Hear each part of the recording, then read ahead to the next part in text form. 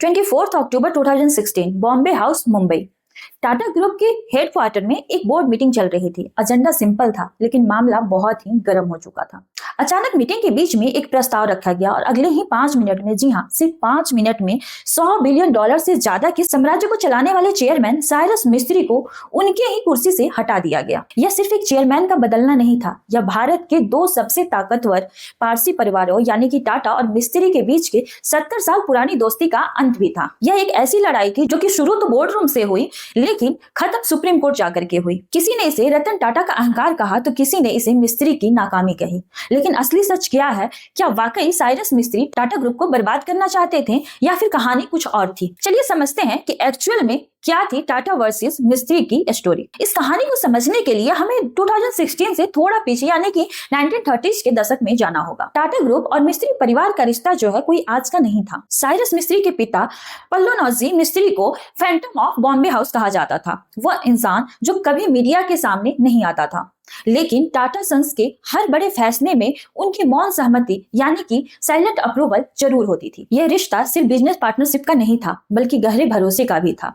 इतना गहरा भरोसा कि जब 2012 में रतन टाटा ने रिटायर होने का प्लान किया तो उन्होंने अपनी विरासत किसी टाटा सरनेम वालों को नहीं बल्कि 44 इयर्स ओल्ड साइरस मिस्त्री को सौंपी। पूरी दुनिया को लगा कि टाटा ग्रुप को एक नया और युवा चेहरा मिल गया है, लेकिन यहीं पर बहुत बड़ी गलती हुई। हमने यह तो देख लिया कि चेयरमैन कौन बना, लेकिन हमने यह नहीं देखा कि असली मास्टर की किसके पास थी। इसे समझने के लिए हमें टाटा सन्स का शेयर होल्डिंग पैटर्न देखना होगा। टाटा सन्स जो कि पूरे $100 बिलियन ग्रुप की मालिक हैं, उसमें लगभग 18.4% हिस्सेदारी जो है वो साइरस मिस्त्री के परिवार की थी यानी कि पल्लोनौजी ग्रुप की, लेकिन 66% हिस्सेदारी जो है वो टाटा ट्रस्ट के पास थी। और यहाँ आता है एक लीगल ट्विस्ट। टाटा सन्स के आर्टिकल ऑफ एसोसिएशन के मुताबिक कंपनी का चेयरमैन भले ही कोई भी हो, लेकिन असली वीटो पावर उसी के पास होगी जो टाटा ट्रस्ट को कंट्रोल करता है। वीटो पावर को आप आसान भाषा में ऐसे समझिए कि यह मना करने का एक सुप्रीम पावर है। फॉर एग्जाम्पल, मान लीजिए बोर्ड मीटिंग में 10 में से 8 लोग किसी फैसले पर हाँ कर देते हैं, लेकिन अगर टाटा ट्रस्ट की नॉमिनी डायरेक्टर ने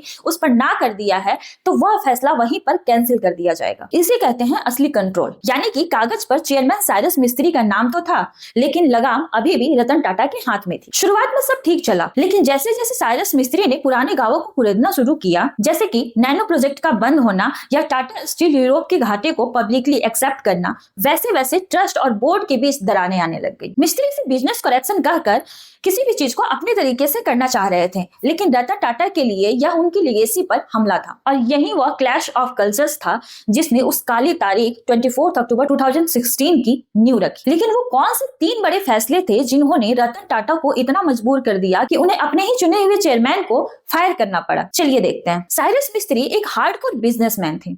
उनके लिए बिजनेस में किसी भी तरह का प्रॉफिट और लॉस बहुत ज्यादा मायने रखता था, लेकिन रतन टाटा के लिए टाटा ग्रुप सिर्फ एक कंपनी नहीं थी, एक इमोशन भी था।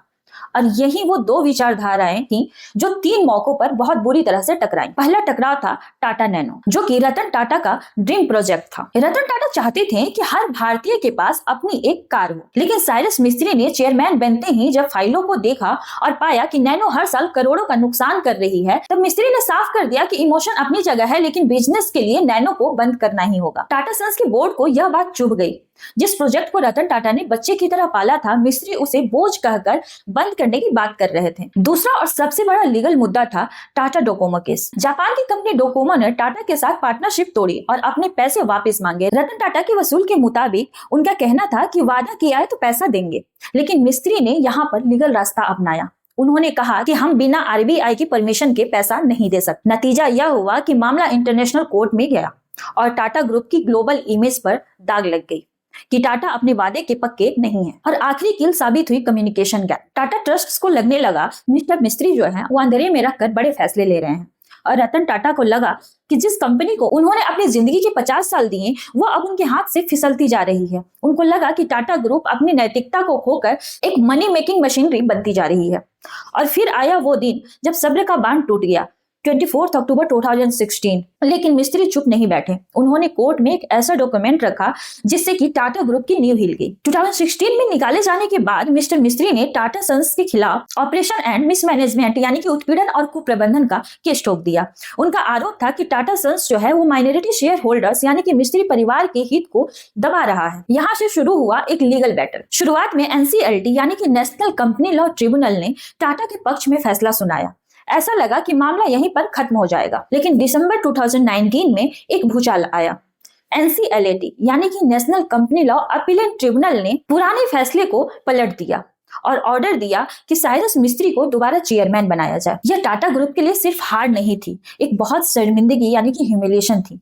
यहाँ तक कि कोर्ट ने टाटा सन्स के पब्लिक कंपनी से प्राइवेट कंपनी बनने के फैसले को भी गलत ठहराया। रतन टाटा के लिए यह करो या मरो की स्थिति बन चुकी थी और उन्होंने खटखटाया देश के सबसे बड़ी अदालत यानी कि सुप्रीम कोर्ट का दरवाजा। मार्च 2021 में chief justice S A Bobde की बेंच ने ऐतिहासिक फैसला सुनाया। सुप्रीम कोर्ट ने साफ कर दिया कि सिर्फ इसलिए कि आपको फैसला पसंद नहीं आया, इसका मतलब यह नहीं है कि आपके साथ ऑपरेशन और मिसमैनेजमेंट हुआ है यानी कि आपके साथ उत्पीड़न हुआ है। कोर्ट ने टाटा सन्स के हक में फैसला सुनाया और एनसीएलटी के ऑर्डर को रद्द कर दिया। सुप्रीम कोर्ट ने माना कि टाटा सन्स एक प्राइवेट कंपनी है और उन्हें अपना चेयरमैन चुनने या फिर हटाने का पूरा अधिकार है। कानूनी तौर पर यह रतन टाटा की क्लीन स्वीप जीत थी। कोर्ट में तो यह लड़ाई टाटा जीत गया, लेकिन असल जिंदगी में इस कहानी का अंत बहुत ही दुखद हुआ। 2022 में एक कार एक्सीडेंट में साइरस मिस्त्री की अल्टीमेटली डेथ हो गई और 2024 में रतन टाटा भी हमारे बीच नहीं रहे। आज जब हम पीछे मुड़कर देखते हैं तो हमें समझ आता है यह लड़ाई सही और गलत की नहीं थी, यह लड़ाई थी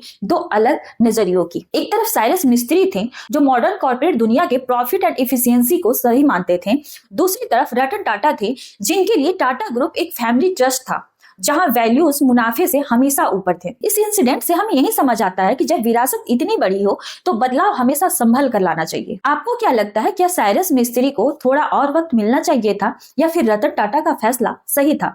अपनी राय हमें कमेंट बॉक्स में जरूर बताएं। अगर आपको यह वीडियो पसंद आई हो तो लाइक और सब्सक्राइब करना ना भूलें। मिलते हैं नेक्स्ट वीडियो में।